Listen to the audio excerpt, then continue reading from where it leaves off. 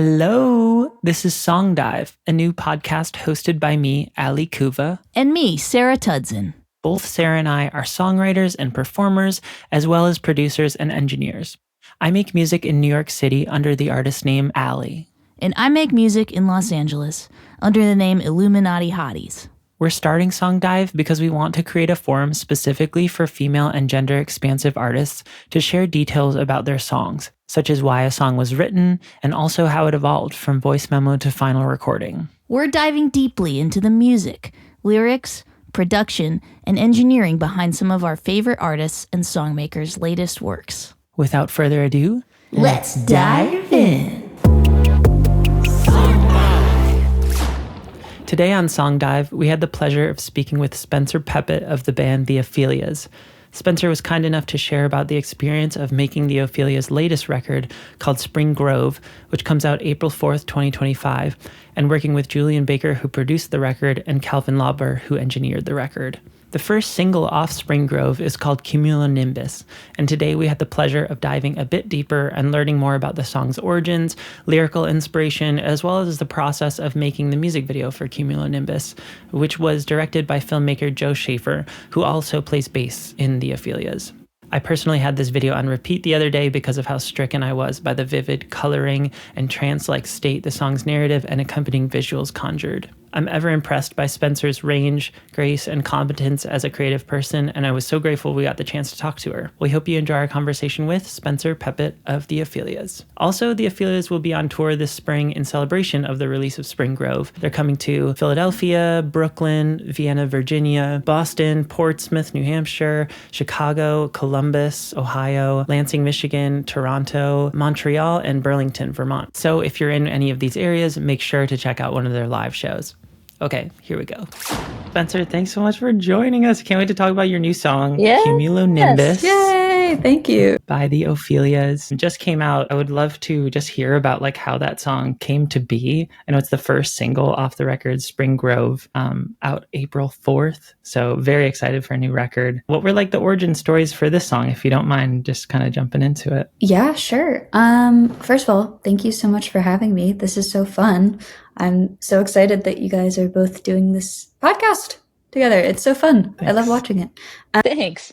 Let's see. Cumulonimbus was, I think, the first song that I wrote that kind of felt like it was meant for the Spring Grove universe. This was a 2020 song, I think. I remember so this was kind of, again, we don't need to rehash what 2020 was like. I feel like you say that and everybody kind of just tunes out because everyone's like, I don't want to think or talk about that. Honestly, I'm here for it. Like everyone had unique experiences. So it was kind of crazy. So I was mostly here in New York, but I went back to Cincinnati for like maybe a month in 2020. Joe and I got really good at the 10-hour drive from Cincinnati to New York because we were like, we're not flying, obviously. I was in Cincinnati and I was taking like 3-hour walks every night. The neighborhood was just always silent and I had my playlist that I would listen to and I would just walk for like as long as I could every night, which ended up being like 3 or 4 hours. And after one of those walks, I went downstairs into my parents' basement and wrote Cumulonimbus and kind of sat with it for a second and was like, oh, okay, I think this is like a new thing. You know what I mean? Like even from the jump, it was like, okay, this is clearly like the start of a new project, I think. So nice. Very liminal vibes. The basement vibe of like having a basement to go to is so sick. And like Allie, I don't know if East Coast, I don't know about East Coast if they have like basement stuff, but Ohio specifically and Midwest specifically is like an Ohio basement. Yeah, next level. Yep. Yeah. No, people like renovate their basements in Michigan in like the suburbs. There's a lot of like finished basements, right? You know, so that's so cool. Funny. The 2 to 3 hour walks like definitely feel like doctor recommended during the time of the pandemic. Like that was wise. That was the extracurricular activity in pandemic was like walking around. There are actually a couple songs on the record that came out of that, just because it felt so like, I don't know, the only time when my brain would just like stop going at full force, and then you come back and you're like, oh, a song.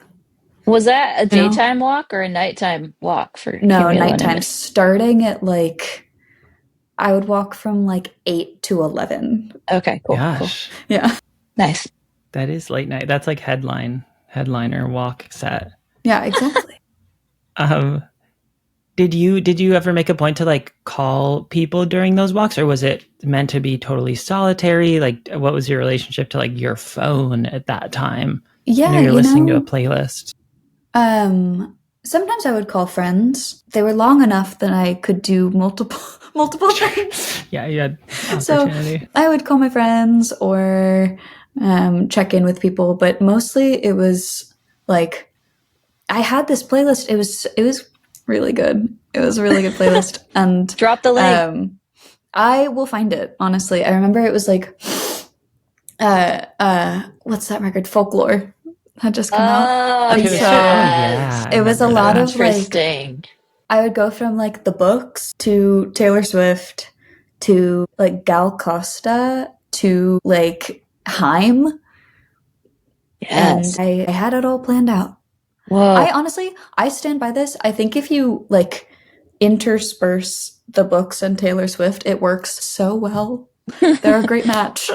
Wow. The guitars on Cumulonimbus are kind of like in the folklore world, and I was curious about like the guitar sound, specifically because there's that like sort of like really thin like fan picking kind of thing that is like a little elusive to me, honestly. Yeah, so that was a Julien thing, who you are also friends with. Julien Baker produced this record, and as you probably know, Sarah, she's a guitar tone nut. Mm-hmm. So she was definitely someone. I tend to go for very like dark, muted guitar sounds kind of across the board, and she was like, no, Spencer, we gotta brighten it. We gotta make it a little lighter. We gotta, add some texture to it. So that was definitely like a JB thing, which I appreciated because I feel like that is definitely what the song needed. And again, like Jo and I always joke about this. My guitar parts are always like down at the very bottom of the guitar,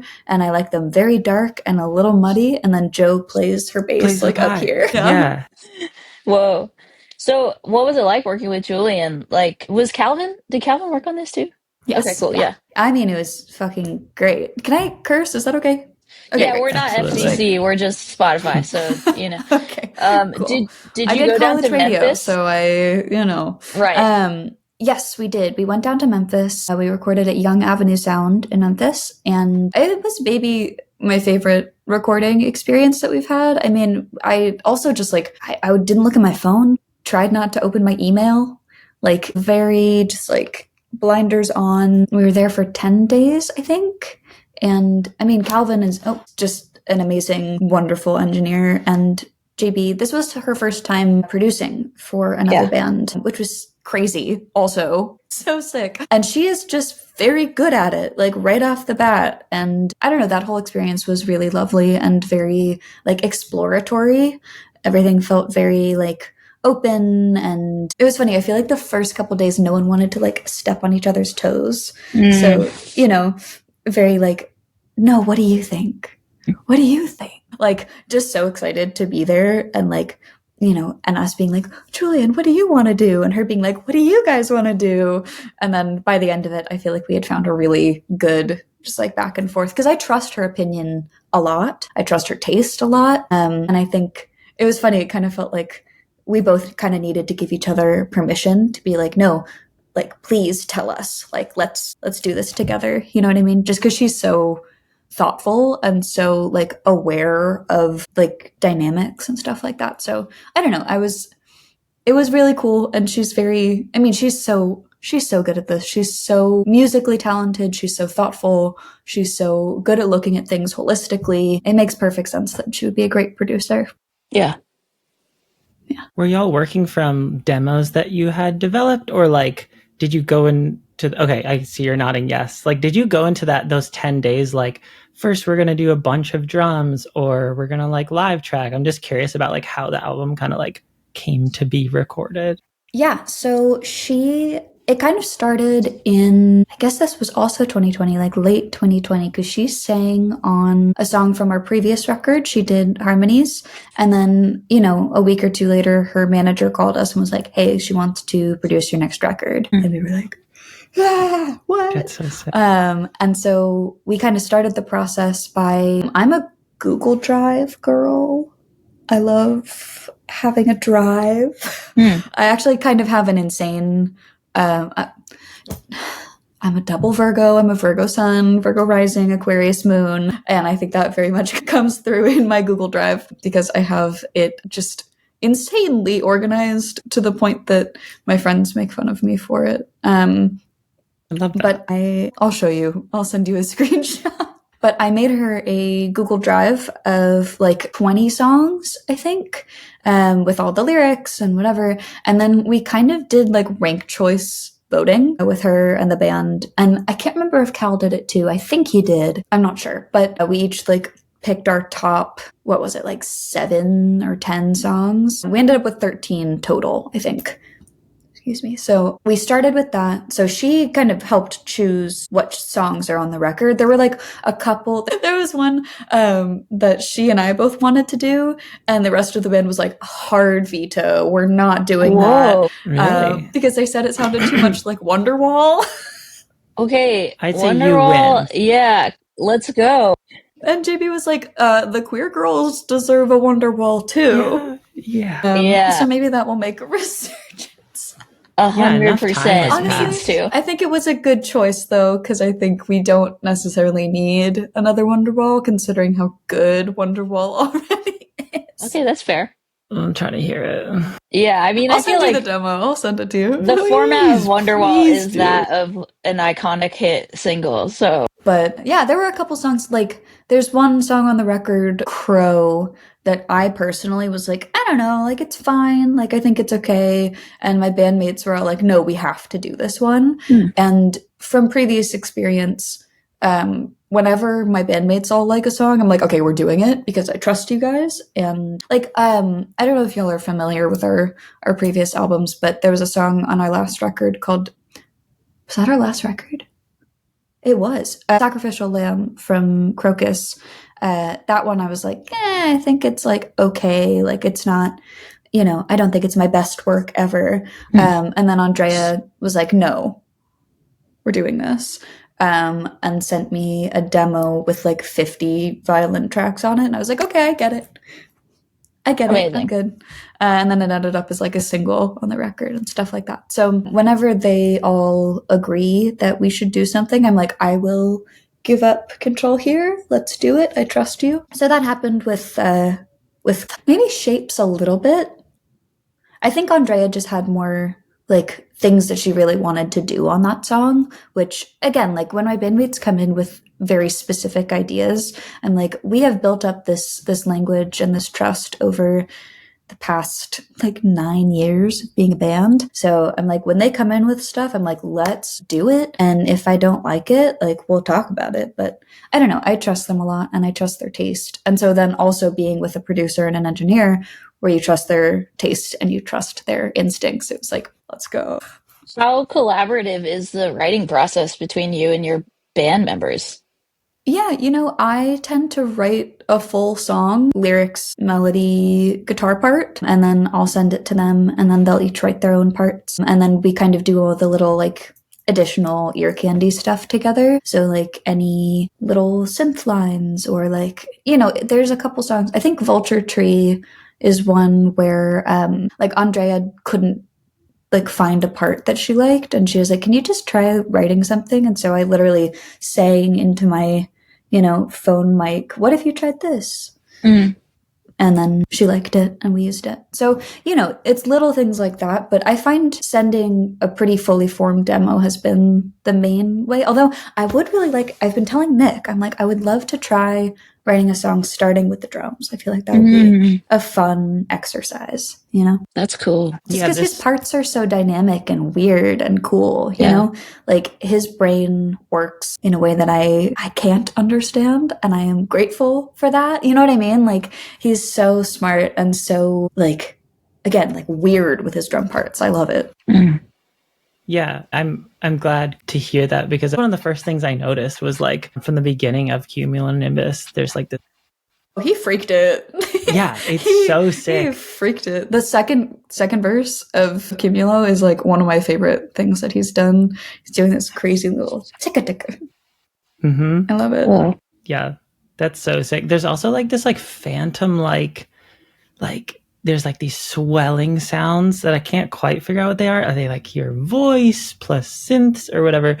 I'm talking about when the chorus like really drops. That was a Cal thing. He honestly, I wish I could tell you. I think it's some combination of vocals and violin kind of being messed with and swelling and backwards and reverb and I don't know. But I love that. Definitely, he's like a wizard. It's so funny, like I can relate to kind of like both sides of like when somebody's sitting, like the producer or the engineer, like working at the computer and just like kind of being in like video game mode, you know, and like not talking to anybody for like 20 minutes and then being like hitting play and everyone's like, well, cool, but like nobody really knows what happened, you know? Totally.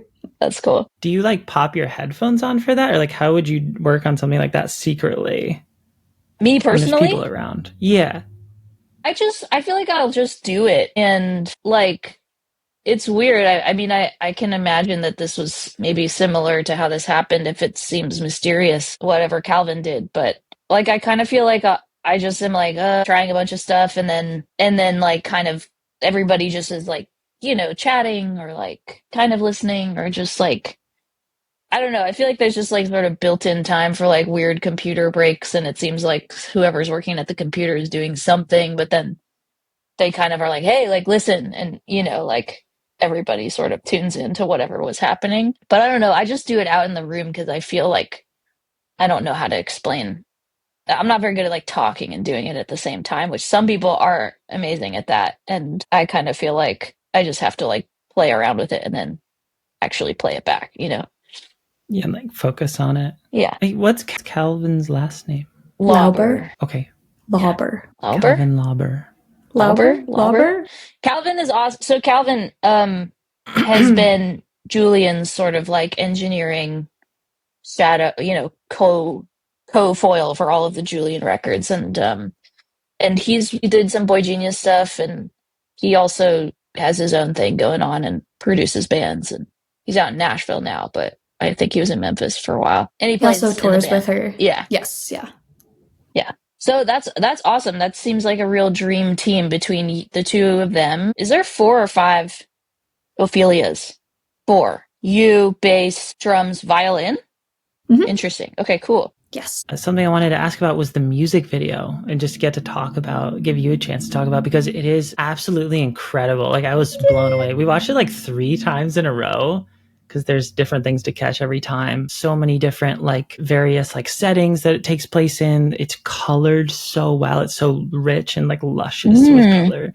I did the color, so I'm really, you did? That's really cool. Okay. Yeah, wow. No, it's incredible. Because we couldn't afford a colorist, so how do you know how to That's do so that? funny. I don't. Guess and check. It's you got like, it. I honestly, I think one thing that I will say that is nice about myself is that if there's something that needs to get done, I will learn how to do it, and then I'll do it. That's amazing. So like, if we need to color a music video and we don't have the ability to color a music video, I will teach myself how to do color. Or like, we need to fix the website and like Andrea's not available, I will teach myself basic coding to fix the website. Like stuff like that, you know, where I'm like, it needs to get done. Yeah. 100%. But that's really kind of you. Thank you. We love music videos, and actually Joe and I were joking that I think that music videos are like the last form of like experimental film that is still like out in the mainstream. That's actually, I shouldn't take credit for that. That's fully That's Jo's Is that Jo? pet theory. Jo and I agree Shaffer. with it. Yes, Jo Shaffer, bassist / music video director extraordinaire. But yeah, she's always saying, like, I think that music videos are the last form of experimental filmmaking that is like widely seen by people. And I totally agree. I think that music videos are, I don't know, I wish that it was as important to labels and, you know, press and whatever. Because I think it's such a beautiful like art form. And that's also not to say like our label was awesome and like super into the music video and like allowed us to do this really cool thing. And like, they actually were awesome about it. So that's not even me being like, oh, our label didn't care. Like they totally did and were into it.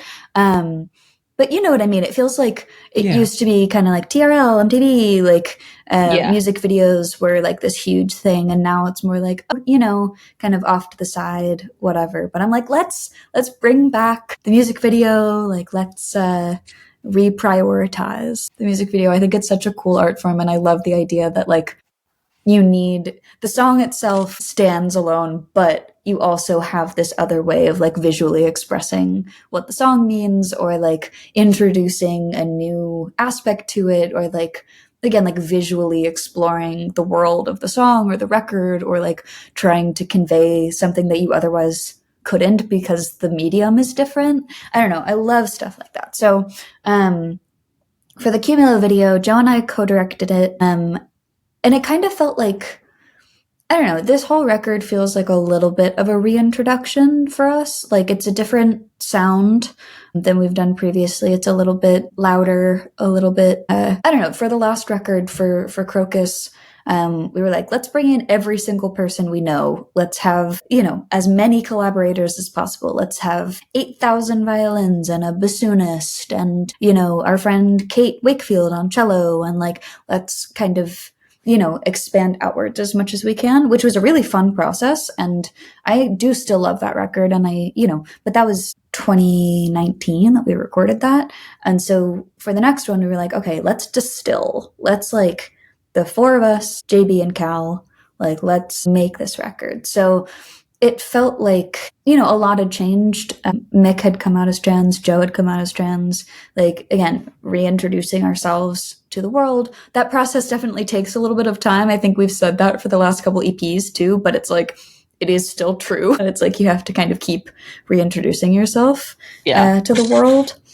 Especially with music videos. Oh my God. Wait, watch this one first and only this one. Yeah. The other ones are good, but like, just watch this. Trying to take press photos is crazy because like even ones from like last year, our band looks completely different, you know? Yeah. Oh my gosh. Sometimes people will use like really old press photos and I'm like, that's a different person. Like, yeah, you're you can't use that. It's like fully a hate crime to use old press photos. Right. Have you ever considered like, or have you ever done this before? Have you ever screened multiple music videos of yours, like at a venue as an event? That would be fun. Ooh, oh my God. Really cool. Sounds amazing. I saw last year, Caro and I attended a Tomberlin screening, and it was like 3 music videos kind of paired together. Or was it 2? And then there was like this mini tour doc where she was opening for Angel Olsen in the UK. And yeah, it was really cool to just like sit down in this private, like this little intimate theater and see all of that and just kind of inhabit different worlds that they had created visually as well as sonically. So I just feel like, I mean, y'all have absolutely created like so many cool music videos to accompany your music. So I would love to Thank you. Be able to celebrate that in a room. I would love that. I mean, Jo is literally a filmmaker, right? So I kind of lucked out a little bit, right? To have both a partner and a bandmate who is a filmmaker makes it way easier. Because Jo has written and directed 2 features and is working on a 3rd. Secret? Not really. And yeah, so like, you know, Jo and I co-directed this one together and we shot it at our friend's house in New Jersey and we shot it at this random gas station in New Jersey and then in our apartment in Queens and like, you know, kind of all over the place. Again, like trying to expand on the world. I really like what you said, Ali, about going to Tomberlin's and being like immersed in that world because I feel like that's ideally what a music video would do, right? Is like to kind of invite you into a space and a place, and kind of, yeah, it gives music itself like a sense of place, which I like. Yeah. Damn, that is like such a blind spot for me. I so deeply appreciate the bands like you, Spencer, who like can build that visual world around the music.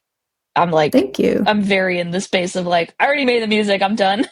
Yes. Yeah. I mean, I think impressive. that's also a fair way to approach it. Like, if you don't want to do something visual and you want the music to just speak for itself, like, I get that. I think that, you know, Jo and I both have pretty similar ways that we approach it, which means that I'm like, whatever. You know, I think it's, I also understand the desire to just like, I made the music.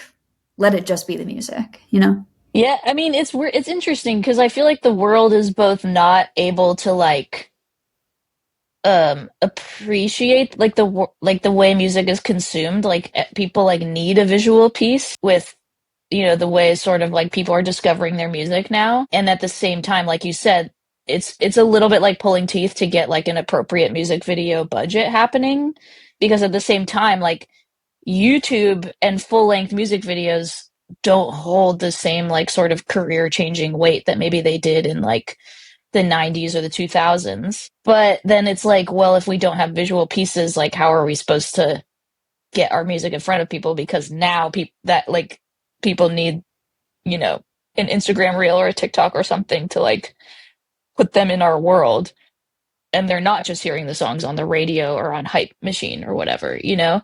So it's really this interesting like thing where like you do need to be building the visual world, and when you're able to do that, or when you have like the tools, you know, it's such a nice like cog, I guess, in band world. Honestly, I think I get excited when I have limitations. So, you know, we only have this much budget. Let's use it. Let's figure out what we can do with it, you know? Totally. Or like, okay, this is silly, but I don't think you can see this behind me. This was the one of the covers for the EP that we did. Jo built this, so it's literally like a Whoa. We've been meaning to, literally it's been sitting on my desk since that came out in 2023, because we've been meaning to like frame it and put it on the wall. It's never happened, so it's just sitting there. But like, you know, knowing that we wanted to do something kind of otherworldly and romantic and natural, and having like a couple $100, because we were paying for it ourselves. This was before we signed with our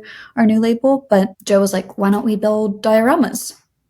So cool. Like, amazing. So Jo built, I think, 3 dioramas total, and we used that for like the album cover and the single covers and stuff. And I don't know, again, like, I totally agree with you. I think like part of the reason why music videos are tough is because there's not a lot of like weight allocated to them, both in like the general like music consciousness or in like a label budget. Although, again, I do want to be careful because, again, our label was like super supportive and like very into the kind of visual stuff. I think because we have kind of presented ourselves as like, we call ourselves movie music, and like Jo's a filmmaker, and like, you know, I think that is definitely like a part of like our brand. Sorry, you know, but so I do want to, you know, obviously some people are down to like do that, and I'm grateful that our label was down for that. But I do think, just like more generally speaking, that is accurate and true. And I also am like, you know, sometimes it's fun if you're like, you've got like, you know, 2 weeks and $200, like, what can you do, you know? Totally. I mean, the DIY sort of ethos, I think, of like where y'all came from and like what is like really prevalent in New York music is apparent. And like, I think the fact that you do have those skills makes the $200 go far, you know? Willingness to do anything. Exactly. Yeah. And it's great that the visuals like come back looking high budget and looking like pro, I guess is a better way of saying that. Thank you. But the scope, I guess, of budget there with making like film can be exponentially greater than making music. And it's crazy. Yeah, like Jo and I talk about this all the time. Exactly. Like, a low budget album can be literally $0, and a low budget movie is $1 million. Yeah. That's crazy. It's so crazy. It's so That's crazy. Insane. And it, you know, we're talking about like low budget film, like that's maybe run time of 20 minutes, you know? It's like not even like, whereas like an album, you know, run time of infinity, all you have is your laptop. Like, I don't know. It's so interesting, I guess. And like, I feel really like inspired by you guys and by like the bands who are like putting effort and like making like cool product that is visual also. Thank you. Yeah. I feel like, I don't know, Jo and I are both very visual people. Nick is also a very visual person. He is very into like architecture and also down with like little miniatures and like building stuff. His brain is very geometric, which I love. Mine is very fabric based, maybe. Like and textures? I think Joe's is like oil paint, Oh. you know? And then Andre is an academic. Oh my God. What shape is your brain, Allie? Ooh, I can relate to the geometric, but also in like a time sense, like I feel like I'm very non-linear and I'm very like free association and just like little pathways just trying to be, even if it's not an enjoyable or good result. My brain is just like kind of like basically like spacey. Very spacey in a temporal sense, but like visually I enjoy symmetry, and I do like thinking of like with rhythm, like drums or other instruments, like dividing time in I think different it might be a drummer ways. thing. I think it probably is. Yeah. Just like making fractions out of a pie and just like allocating different portions of it to different, you know, and symbols or whatever you want to express. It's kind of abstract. But what about you, Sarah? Oh, geez. What's your brain like? I wasn't prepared to answer that question. Maybe like, I mean, like maybe like a little ball of clay, but also That's cute. right now it kind of feels like Slurpee dripping out of my nose. Hard to say. Feel that. Forever that. changing. Yes. Maybe, you know, like the monkey. Just like a monkey in with the symbols. Bang, bang, bang, bang. I mean, I don't know. You know how it is. Like every day I'm like thinking about like, wow, like humans are amazing. And then every other day I'm like, oh my God, I'm like the stupidest thing to ever live. Yes. Very, very relatable. Anyway, Anyway. I'm curious like what the story is behind this. We got the like sort of environment it was written, but like maybe some more story behind the lyric, Spencer. Yeah, sure. So the kind of overarching thing with this record is that there are no songs about breakups or really romantic relationships in general. My joke that I've been telling Jo is like, Jo and I are engaged. We've been together for ages. I'm like, what business do I have writing about breakups or like romantic turmoil? You know what I mean? So this one is, I don't know, it's interesting because I think a lot of people read a lot of Ophelia's songs that are not about romance as being about romance, because I think it's a kind of classic way to like read lyrics and to read kind of vulnerable statements or like emotional statements. And I mean, the same thing is happening with the song where like even in the press release, I'm like, this is not about a romantic relationship. And people are like, is she sure? Which is very so funny. applicable. But I think it's because like I think most people are used to experiencing really intense emotions and like relationship dynamics in a romantic context. And I think one thing that I have been curious about, obviously in the course of this record and also in newer songs I've been writing, stuff like that, is like the other types of relationships and like how deeply those also affect you. And I think that that can read like the way that people write breakup songs, which I think, you know, it's some people say that a friend breakup is worse, you know? This one is weird because it's like the person that this song kind of centers around, the relationship has changed a lot. In a lot of different ways. And something that I have been kind of, I don't know, you spend so much time with a record and with the lyrics before you like release it out into the world. I had to, you know, type up the lyrics a bunch of times for the lyric sheet and for the, you know, captions on the video or for Spotify or whatever. And so I ended up like looking at the lyrics a bunch of times before the song came out. And I don't know, even in like the public reception, it's only been out for a couple days, but people have been like, wow, this is really like a fuck you song. And it is, but also like, I don't know, I was kind of struck by the amount of empathy that I had for this person. Even in like the fuck you song, it's a lot of like, I don't know, I think there's a pretty deep desire for people to like make the right decisions and like to choose the thing that is right or the thing that's good. And I think that this song deals a lot in like the kind of aftermath of someone making a decision that is not the right or good decision and that affects me because of that.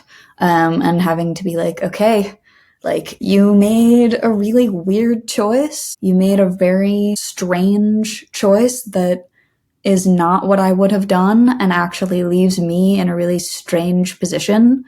And I still, I don't know, it's that what's it called? The bridge lyric, the cling to a shadow of a doubt, without it, everything is clear, right? It's like, I'm still like, you could change, I don't know. Like, you could still make you could make the right call at any given moment. You could make the right choice. I don't know.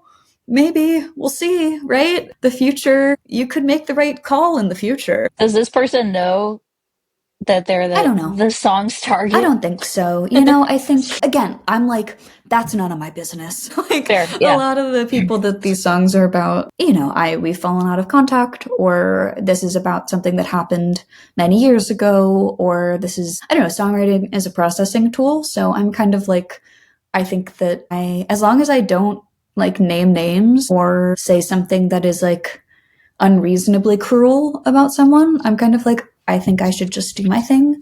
I will let you do your thing. And I think that that is your business and this is mine. You know what I mean? So I think, yeah, I don't know. I was definitely like, wow, I had a lot of compassion for this person who I was very hurt by. And I think that that is a big part of this song. Yeah. Yeah.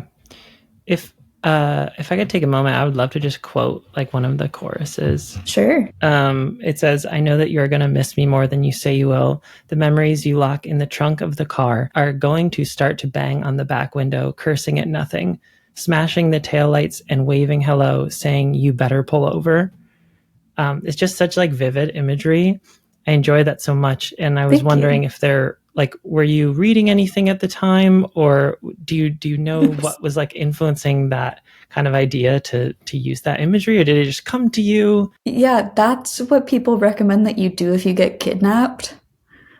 Is if you're in the trunk of a car, to bust one of the headlights, like punch through one of the headlights and like wave out the back headlight. So, I think I had read something or watched something where like people like, if you get, and I also was like, I'm including some information, some necessary information in case the girls need to know people get kidnapped. I mean, they do. Yeah. In case you get kidnapped and you have free hands, it also requires that you have free hands. So in the case that you're kidnapped, you're in the trunk of a car and you're not bound, I guess. It's so dark. It's so dark, but you can punch through the back of a taillight. So that's what that was about. I just found that imagery really striking, and I thought that that was like again, I was not kidnapped, but I thought that that imagery was cool and weird, and like, I don't know, I love the idea of like a memory in the back of the trunk, just like cursing and being like, what the fuck? I'm still in here. Like, let me out. And kind of pretending they don't exist. Yeah. Or a little bit of, you know, I think maybe there's a little bit of like the person that the song is about. I'm like, are you gonna remember? Like, are you gonna let them out? Let out the memories. You know? That's real. I mean, you know, I think that is like a frustrating piece of humanity is like, you have no, like, I feel like you can't, well, I know that you can't like get anyone else to do what you think is best, you know, like there's zero control over like someone else's decision. And whether and someone can just be like, this doesn't exist anymore in my mind. Right. And, you know, sort of like what maybe seems to us to be heartlessly or like sociopathically move on. Suppression. And, you know, and then like you have no way to be like, that's not fair because it's happening in my mind, you know?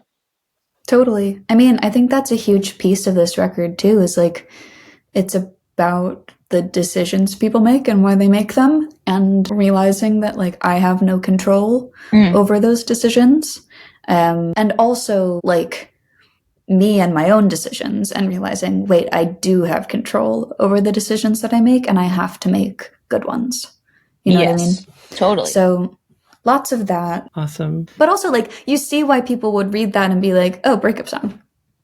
100%. Like, I'll admit, I went there. Yeah. I went there inside, but I wasn't like, I know for sure. Yeah, but I mean, it's a tempting narrative to not want to like fill the blanks with. I also of like. course. I also think that's one of the cool things about music is like I can say what it's about, but it means something different to whoever listens to it. And I will go on record saying, if you are in a breakup and this song is a good breakup song, by all means, please. You know what I mean? Run up those streams. Exactly. Cry. Go for it. Yeah, it's about human relationships. And so I wouldn't be surprised if a lot of people can find value in it and connect with it. So I'm excited for hopefully a lot of people to hear this. And when are we getting the next single? Yeah. Early March. Coming March. up. Okay, sick. Working on the video now. Amazing. Wow. Okay, fun. Do you have any touring coming up? We do, yes. We're doing a little run of East Coast dates in April and Midwest in May. Nice. Starting on the record release, which I'm very excited about. So cool. Yeah, that's right. And those are all on our Instagram.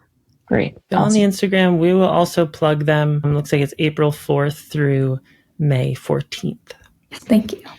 But yeah, I'll shout out the cities and the dates so we can make sure people come out. Yeah, Spencer, thank you so much for joining us. Thank you. This was so much fun. Thanks, Spencer. Good to see you. Yeah, so wonderful to see you. It's been so long. I know. Yeah. And I'm sure I'll catch you around sometime soon. Yes, absolutely. Okay, have a nice day. All right. Thank you guys. Appreciate it. Bye. Bye.